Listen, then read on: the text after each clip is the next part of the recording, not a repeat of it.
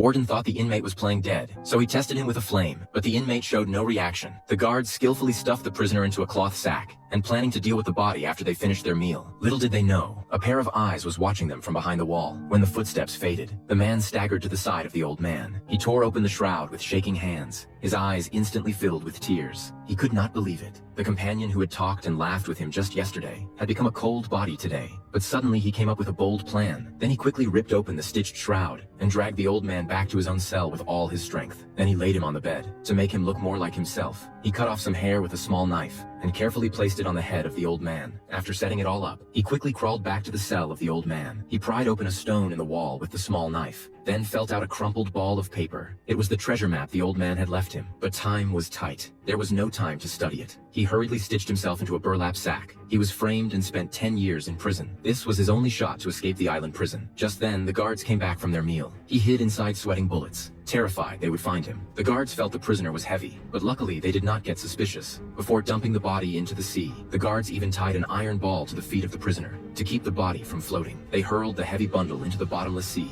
Seawater instantly flooded the man's mouth and nose. Thankfully, he still had the small knife on him. That way he could cut open the sack. Then he cut free the iron ball tied to the rope and swam hard toward the free light of the surface. He had to get away before the guards discovered the secret, so he rushed through the water toward the nearest shore. Sure enough, the guards noticed something off during meal delivery. No matter how they shouted, the inmate did not respond. When they came to check up close, they were stunned. It was the old man they were supposed to dump. When the warden arrived, he ordered his men to open the window immediately, but when they moved the stones behind it, one slid out with ease. The warden finally put it all together. Meanwhile, the man had already swum close to shore. He staggered onto the shore. Finally, he could breathe the air of freedom. After a long trek, he finally reached the hometown he had longed for. But as soon as he got home, he learned from people at the door that his father had died 5 years ago and was buried by the nearby church. Guided by the priest, the man came to the grave of his father, and the man's grave was right beside it. Only then did the man understand. The person who framed him had never planned to let him walk out of that prison alive. When he reached the home that once felt warm, his wife was long gone. An old neighbor told him the woman had gone to Paris and married years ago. Their vows had become a bitter joke. Lost and hollow, he remembered the treasure the old man spoke of. This was his last hope. He reached a small island. Once ashore, he followed the marks on the map and found a cave hidden under stones. Excited, he hurried over. After heaving the stones aside, he crawled in without waiting. The sight before him left him stunned. The old man had not lied. The place was packed with agar wood and jewels. The man, long crushed by despair,